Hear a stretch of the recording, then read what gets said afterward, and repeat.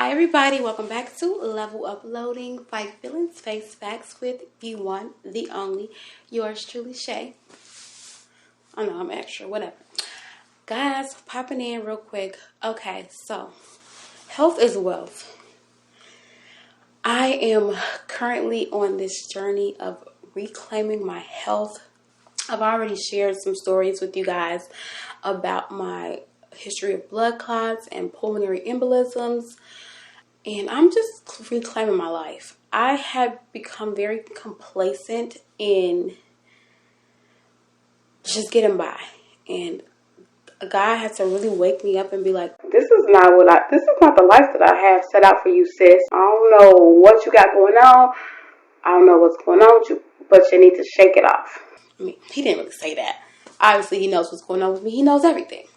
But he's like, whatever you got going on, you need to shake it off. Reclaim your life, reclaim your passions, reclaim your security, reclaim your hope and your purpose for living. And I'm not just saying that in the sense of like I wasn't trying to live. Just the zeal for life. We got to get out here in these streets. We have to get out here and make connections. We have to get out here and make a change, make an impact on society. We're not here just passing the days on. Like, he's like, wait a minute. You know, back in the day when I was living in Chicago still, that used to be my excuse. Wintertime is like, oh my God, I used to have so many little sayings. If it's snow, I won't go. If it's snow on the ground, you won't see Shay around. What else I used to say? If you look outside and see white, you won't see Shay tonight. Like, I used to have so many little corny sayings. My friends used to be so annoyed. But, like, basically, that was my excuse back then. Like, okay, it's wintertime, God. Also, it was like that weird time where, you know, wintertime depression can sneak up. So, it was like, okay, it's wintertime, God. I'm in the house. But, you know, sometimes springtime, even fall, I'm outside. But wintertime was like, baby, it's work, home, work, home, work, home, rinse and repeat. Ain't no outside, ain't no activities, ain't no connections, ain't no none of that. And he had to really check me on that because it's like, who said that? First of all, who said that? Because you don't know who I got out there for you to meet right now and that you're missing because you're being disobedient or because you're just being a freaking hibernating bear. So then, you know, I'm thinking about it and it's like, okay, I moved you out of, I'm being fake God voice right now. I moved you out of that. I can count on one hand and still have fingers left of how many times we had snow here in Nashville. And even then, it was less than an inch. And it was no more than one day. So it's like, okay, so what's your excuse now? You're coming home. You go to work. You're coming home. I am doing good with my recording and stuff. So give me a little props, God. Give me a little props. But you know, he's like, you're not making connections. You're not going out. You're not exploring. Like, even with my poetry events and stuff, and like my Monday night jazz that I used to always go to, I kind of just like stopped going to them. And I just kind of got into this rut of just being dry. And a lot of it had to do with my health. My health has been pretty good as far as like super life threatening type of things, but quality of life, it has not been up to par. I have some things that I have to get addressed, and I'm doing the things that I need to do to get them addressed finally with my procrastinating, obstinate, disobedient self. But God got me together, and I'm taking the steps to get those things rectified, or at least get the balls rolling so that I can reclaim my life. Because I saw a video today and it was basically saying, like, you know, everyone considers middle age to be 50, but how many people do you know live to be 100? It's not that frequent. At least not in my culture, in my family. Nobody's living to be 100, like, all willy-nilly. At the very most, like, I can think the only oldest person in my family, I think probably maybe lived to like 86. And that's just being kind of, kind of generous. Might not even have been then. So I'm thinking, okay, so they basically were saying like, technically 50 is not middle age if most people are living 70 and 80. And so that if you're in your 30s, you're middle age. And I'm not trying to scare nobody, y'all. I'm not trying to scare nobody. This is just what they were saying in the video. If I could find the video, I might put a little clip of it in, but I'm not sure if I'm even going to be able to find it because I don't remember who posted it. Age, approximately 35 to 40 is. The average life expectancy for an average person is between 70 to 80 years. Very few people live to be 100. All of us are structured to believe 50 is middle age, because 50 is half of 100 and that half makes sense. But in reality, if you are in your 30s, you are right at the tip or in the middle age. This is considering you actually live past 70. If you take into context unforeseen passing like a car crash or numerous other things, that number is significantly lower. Working till you are 65 to retire is one of the biggest scams on the planet, and those who realize gets out before anyone else. Life is shorter than you think, so stop putting off things for later.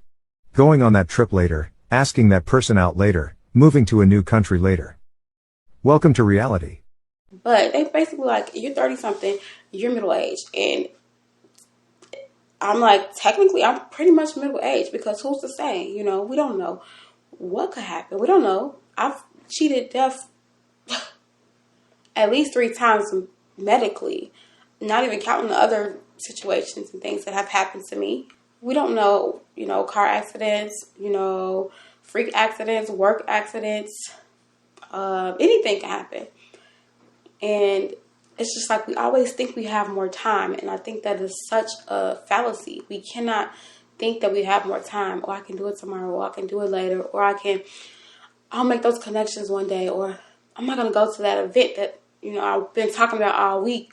And now it's time to go. And it's, I just rather lay on my couch.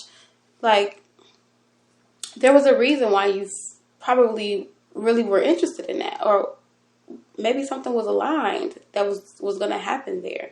I have been fumbling in that for sure.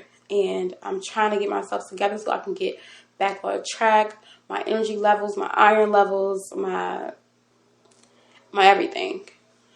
I am going to share a little bit more about that, just not really on this episode, because I want to make a designated episode about my health journeys and what I'm doing to rectify them and what steps I'm taking. But I don't want to really make this episode about that. I want to make it about the fact that we don't have time to waste. Ain't nobody got time for that. We got to get out of our comfort zones, and we have to, how do I want to say this? We got to get up and we got to get out. Like, we cannot seclude ourselves and just miss out on prime opportunities, connections, networking. Sure, I'm trying to find me a husband. Well, I'm trying to be found by a husband. Okay, at some point, maybe not at this very exact moment. God's still working with me and getting my little self together. But I can't find him if I'm sitting in his house on his couch watching Grownish all night, all the time. How he gonna find me? And I know for sure he wasn't the peeping Tom that was outside my window a few weeks ago. So, yeah. Unless that was him trying to find me with his thing out. Oh, nasty. I'm sorry, I got a little upset about that. But we just gotta stop assuming that there will be more time for us to do the things that we're supposed to do. Live this life. This life is, we only have one life to live. And also with our health is wealth. And that's not just your health in your body, although that, of course, you want to get your body moving. You want to get your body in good shape. You want to get your nutrition in line, but your mental health as well. How are you feeling? How are you handling and processing issues? How are you coping with the struggles of life? How are you coping with the things that, don't go your way? Are you able to process them? Are you able to function when things are not exactly how you planned? Are you a control freak? Do you think that you are the only one that can get anything done right? Do you trust your circle? There's so many things that we need to think about with our mental health and with our physical health. I had put up a post the other day on Facebook saying, like, I had noticed that nurses are some of the most neglectful people when it comes to their own health. And that's so crazy because it's like you're devoting your whole entire life, career, time with your family, with your loved ones, to take care of other people, but you're walking around with your eye falling off. You're walking around with ulcers. I don't know, I'm just saying anything. But you're walking around here neglecting yourself like you don't matter. We thank you for your services, but we need you to take care of yourself too, because for one, you can't take care of anybody properly when you're not 100%. For two, you're someone's loved one too. Just like those people's loved ones come into the care facility to get your help, we don't need you to be in the care facility to get help because you're neglecting yourself. And I know that's so much easier said than done because obviously you have to be there to help. And I know that's one of those jobs where this is not like a call off for work from home. You got to be live and in color for a nursing or hospital type of job. But I don't know. I want us to do better about our health. I want us to get better about our nutrition. I want us to stop being sedentary and get up off the couch. It's okay to do some Netflix. It's okay to do some Hulu. It's okay to watch some TV and some YouTube and some TikTok. But don't make that your whole day. Don't get lazy. Take care of your body. If you want your body to take care of you, you have to take care of your body. And I have been neglecting my body. I've been taking care of it aesthetically and not internally. I've been taking care of it enough to get by and not fully. I've been ignoring some signs that it has been giving me for help and assistance. And that ends now. It's time to reclaim it. I have many more years on this earth that I'm trying to live, and I can only ensure that by being as healthy as I can. At the end of the day, God's will is going to be done regardless. He has the final say of when I take my final breath on this earth. But that does not mean that I can't be a good steward over the temple that he has bestowed upon me, the temple that he has entrusted me, the temple which he dwells within. I should be taking care of it a lot better, and I have not been. And so I ask yourself, have you been taking care of your mental and your physical body? And if not, what are you going to do to change it? What are you going to do to rectify that and make it better? Small baby steps can go a long way.